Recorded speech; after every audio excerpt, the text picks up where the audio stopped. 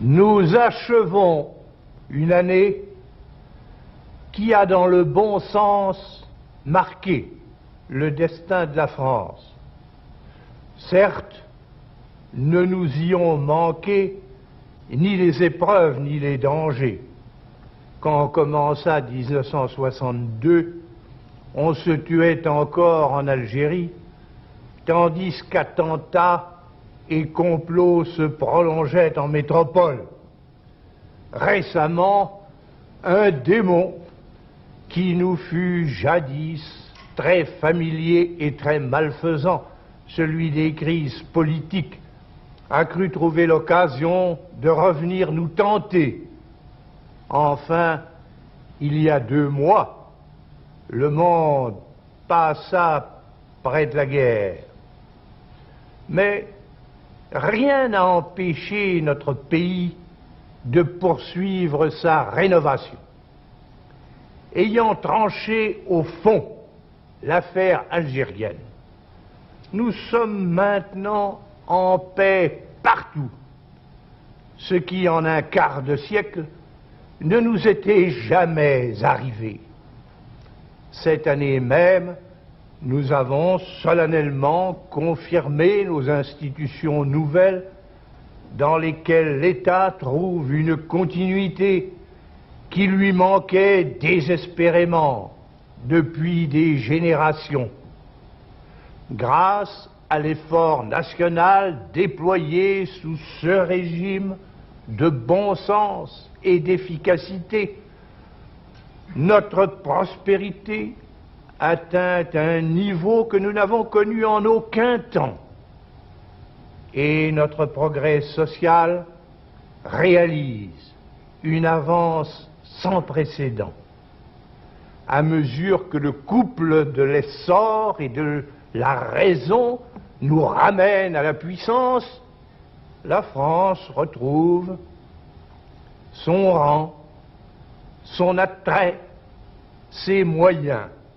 Ainsi avons-nous pu, tout au long de cette année, élargir et approfondir nos relations africaines, les étendre en particulier à la République algérienne, à laquelle, bien sincèrement, nous souhaitons qu'elle s'organise dans l'ordre nécessaire, d'abord à sa vie, puis à sa prospérité. Ainsi avons-nous pu contribuer à mettre effectivement en route la communauté économique fondée dans la capitale de l'Italie entre 6 États continentaux, offrir à ces mêmes États un début d'union politique, resserrer nos rapports avec la République d'Allemagne. Ainsi avons-nous pu renforcer notre sécurité et celle du monde libre en commençant à nous doter d'une défense nationale moderne. Je ne dirais certainement pas qu'il n'y a pas d'ombres au tableau. Tout de même, je crois qu'en 1962, nous n'avons pas perdu nos peines. Voici 1963. Française, à chacune de vous, Français, à chacun de vous, j'adresse du fond de mon cœur mes meilleurs vœux de Nouvel An. Et puis, en notre nom à tous, je forme pour la France le souhait immémorial que l'année lui soit heureuse. À cet égard, sans doute, beaucoup de choses dépendront avant tout des événements. Tout comme un navire sur la mer n'est le maître des vents ni des flots, un peuple ne peut à lui seul commander au calme ni au remous du monde. Mais dans ce qui lui advient, pour combien compte, en toute hypothèse, son effort et sa cohésion, travailler et rester unis, voilà quelles sont, quoi qu'il arrive, les meilleures de nos garanties. L'an dernier, pour notre bien, nous avons su nous les assurer. L'an prochain, qu'il en soit de même. Pourquoi faire? Mais pour avancer. Un peuple comme le nôtre ne prodigue pas son labeur, ne pratique pas la stabilité, n'aide pas à maintenir la paix, simplement afin d'en rester à ce qui est acquis déjà. Le progrès est aujourd'hui notre ambition nationale. Progrès démographique. La France moderne pourrait compter 100 millions d'habitants. Combien seront donc bienvenus les bébés qui naîtront chez nous en 1963?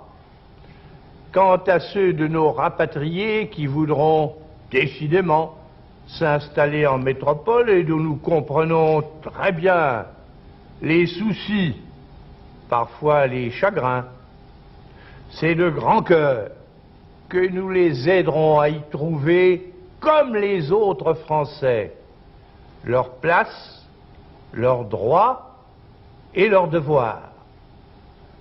Progrès économique, technique, scientifique, dont tout le reste dépend, qui change à un rythme rapide, non point certes l'âme, mais la structure et la figure de la France. Notre plan règle ce développement. Il nous faut l'exécuter. Progrès social, ce qui veut dire amélioration nouvelle de la condition de tous, d'abord des moins favorisés, et en particulier cette fois des gens âgés, ainsi qu'une étape de plus vers le mieux en tout ce qui concerne la vie et la valeur de la collectivité nationale, logement, éducation, hospitalisation, équipement urbain et agricole. Progrès international, notamment dans les deux directions où s'exerce au dehors notre effort principal. Il s'agit d'abord de l'Union, de l'Europe occidentale, pour son économie, pour sa politique, pour sa défense, pour sa culture, établissant ainsi l'équilibre avec les États-Unis, renforçant de ce fait même l'alliance du monde libre, ouverte dans l'avenir à une Angleterre qui voudrait et qui pourrait se joindre à elle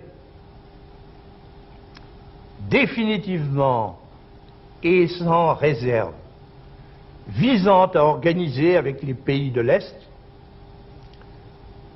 dès lors qu'un jour ils en viendraient à la grande détente, la paix et la vie de notre continent tout entier.